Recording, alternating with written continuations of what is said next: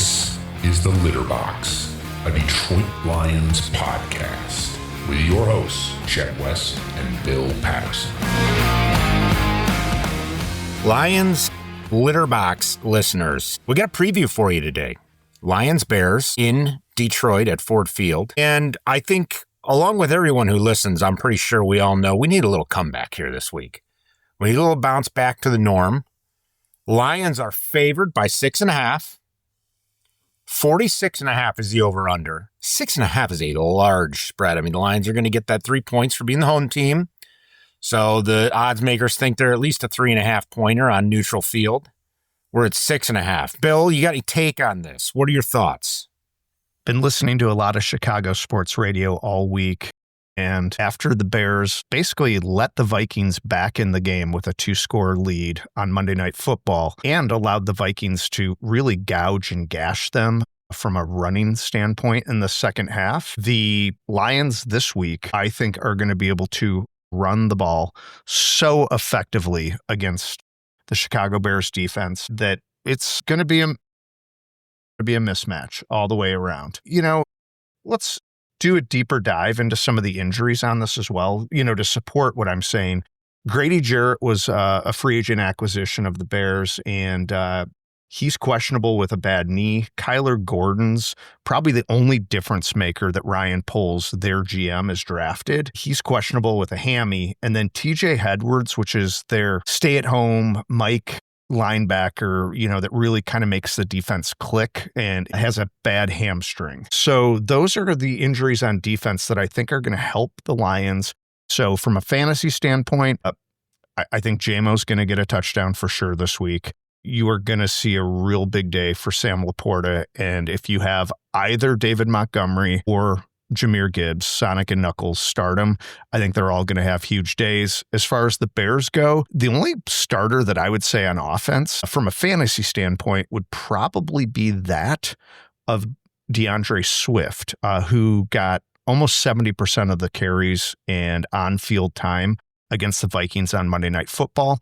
And I am thinking a Lions victory, Chet, to the tune of 34-10. 34-10. That's a big spread there. It's 3 touchdowns and a field goal. I'm not going to go that big yet. I don't know that we got it all together quite yet. There are a couple things that I look at when I look at this game. One, I think Amon-Ra St. Brown, who has shredded the Bears over the past few meetings, should have a big game. The Bears have, as you mentioned, some injuries all over their defense right now, and one of those happens to be in their defensive backfield. They may be down a cornerback or two, a D-back or two at this point. Jalen Johnson was a full participant in practice yesterday, and they said that he looked good today. I did check that before we got on. He's there. A lot can change between now and 12 p.m. Sunday, as we all know. But the latest that I'm hearing from the local media is that Jalen Johnson should play. Kyler Gordon would be the guy that would probably cover St. Brown, and who has in the past, and who has been torched by him. He is injured. His backup Blackwell is also injured. Unless, and they're saying that we're looking at veteran Nick McLeod as being the guy who would probably end up covering St. Brown if those two are out. So I don't know if Johnson will be on his side of the field or not at this point. That said, that's too many men missing from their defensive backfield. Both those guys are out. Some pieces are going to move around. I still think St. Brown's going to have a huge game at home in game 2 of the season here.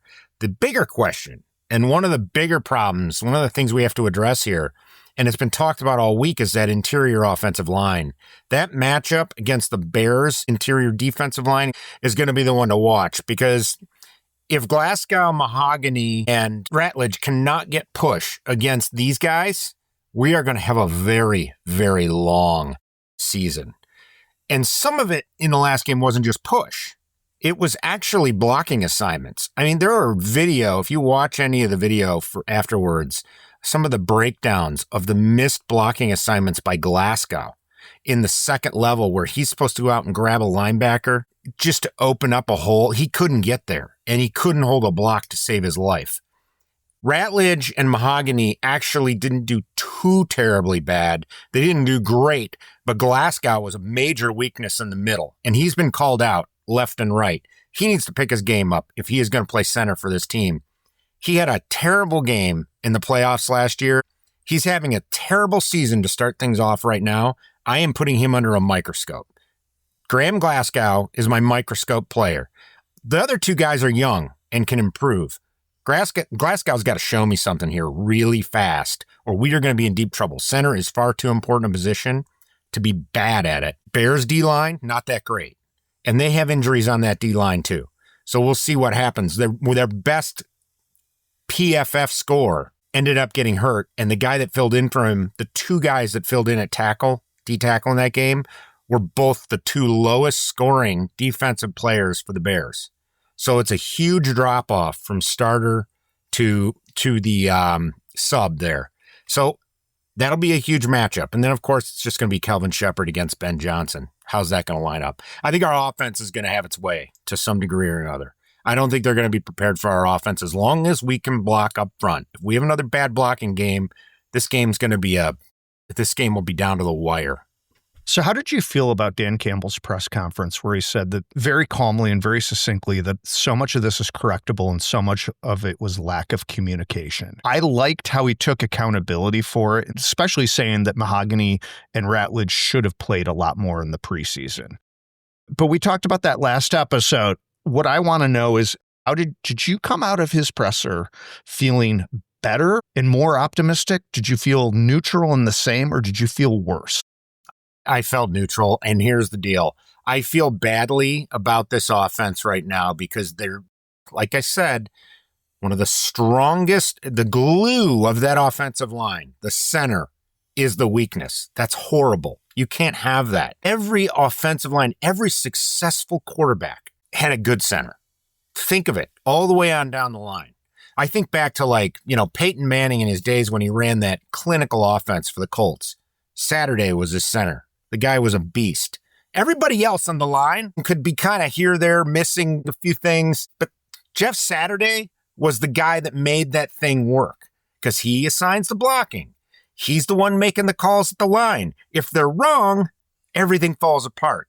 If he misses his block, if he doesn't take care of his assignment, everything falls apart. So it's kind of something we haven't had to worry about. We've had this stud named Ragnow for so long, and now we don't. And now we're going to have to figure this out. And every time we've seen Glasgow take this role, it's been a disaster. And I don't see it changing.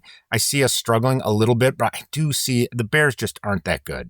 Their defense just isn't that good. But you know what? I thought that about the Packers. So we'll see what happens. Maybe our O-line is that bad. You don't think Hank Fraley, probably the top assistant remaining on Dan Campbell's staff, do you believe he can get this fixed? I don't think he can, because I don't think it's about scheme. I think it's about execution. If Graham Glasgow cannot execute as the center, it doesn't matter what Fraley calls.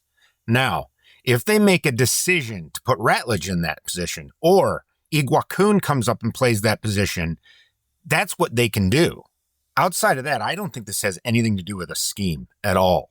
I don't think there's anything to do with that. Of course, I agree with Campbell in the sense that they didn't play these guys enough in the preseason. I ranted about that in our first episode and the preseason episodes. But, how much would you have learned and what would you have done? There weren't many centers on the market.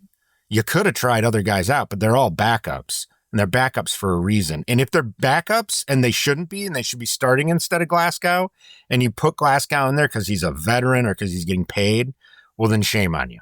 That should not happen. They need to put the best guy in there right now, because this season will go up in flames if this continues. Offensive line is extremely important to the production of this team. Rant over. Let's talk about the Lions defense and special teams. The defense, I think, is going to have a good game and a much improved game, because I think they will get home on Caleb Williams and force him to either hold the ball too long or throw off his back foot. And I also think that yards will be given up to DeAndre Swift and others running the ball. But one of the things that surprised me about Monday night with the Bears offense was just the sheer amount of weapons they have, and the fact that they drafted Luther Burden III out of Missouri in the second round and barely found him touches. And they drafted Rome Odunze in the first round not this year, but the previous season, and they struggled to get him involved in the offense. So it's almost as if the Bears have an embarrassment of riches and don't have possibly the right signal caller and Caleb Williams to be able to get all these weapons utilized as best as possible. I fully expect the Lions D-line to play better this week. My only concern on the defense is that Jack Campbell's ankle is bothering him and he's questionable, but he has been a full participant. Hopefully that's something they can tape and maybe give him a shot and get him out there because he is a difference maker for us. That is what I see happening in this game. I think the defense is going to pressure Caleb Williams. I think they're going to force mistakes. I think it's going to frustrate the Bears.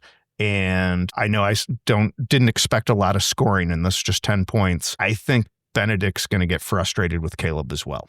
I think Caleb can't hit the broadside of a barn with a pass, first and foremost. He also not a thinker. Guy steps out of bounds and loses 4 yards for his team while he's rolling out to the right. These are things that this is the book on him. And I don't see him improving against our defense. I think our defense is going to be better than Minnesota's defense. Okay. So I'm agreeing with you a lot on this. I think they're going to fluster him. I think they're going to drive him crazy. They also don't have Josh Jacobs stepping up to fill the holes from the running back position in the blocking.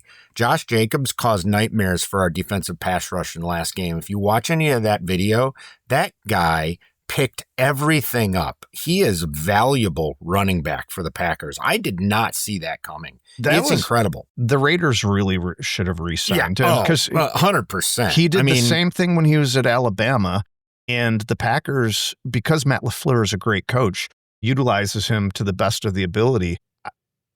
Jordan Mason and Adam Jones carved up this Bears defense.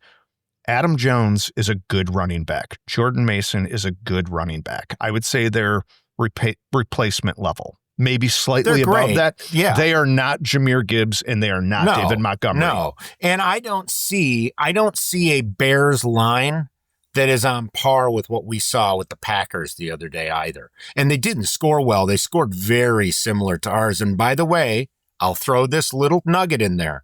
This will make you glow with happiness. Jonah Jackson was between both teams, between the Chicago Bears and the Detroit Lions, was the lowest scoring defensive player on both teams. 66 snaps. The guy had a 31 overall PFF rating. He was the lowest scoring player. He was terrible. His pass block rating was a 22.6. His run block was a 44.8. That might be the worst in the league. He was a disaster. There's no way that Braxton Jones and Theo Benedict are going to be able to hold off our pass rush. They're going to need a lot of help. And Swift is a decent pass blocker. Don't get me wrong. He's okay. He's pretty good with it. He's no Josh Jacobs. He's not enough. He's no Josh Jacobs, and he's not enough. And by the way, Caleb Williams is no Jordan Love either. So Caleb Williams, I have this strange feeling our defensive backfield might actually have a field day this week. Excellent. I like all your points. One last Chicago point. The media here was very harsh on Jonah Jackson, and rightfully so. The other guy was their center, Drew Dahlman, who, if you look up his PFF grades, he played an awful game against the Vikings as well. Not Jonah Jackson bad, but Jonah Jackson hasn't played a good game when he's not playing next to a guy named Penei Sewell. This is where PFF may not tell the whole story. I mean, Drew Dahlman's grades were like a 60 across the board. So he wasn't terrible. His overall grade was a 60. He was average.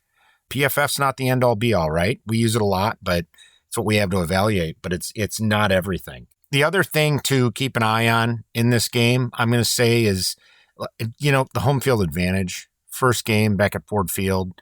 This crowd's going to be behind the team after what happened with Green Bay.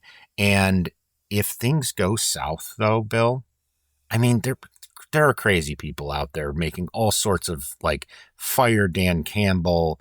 The staff has lost it, blah, blah, blah. What a ridiculous bunch of malarkey. I will be curious to see if they struggle with the Bears at home. This is going to be a long season. This is a little bit of a temp check here for the old Lions. A get-right game, as they like to call it? A get-right game is what it should be. All right. So let's get Not a get-wrong game. Let's get your prediction and let's get out of here. Yeah, so I'm going to go 21-10 Lions. And I think they're going to start a little slow, but I think they're going to pull it out by 11. I think it's going to go way under. I just don't see that much offensive maneuvering. Juice. All right. Go Lions. Honolulu Go Blue and Lions. Silver. Let's get them. 1-1 is in our future.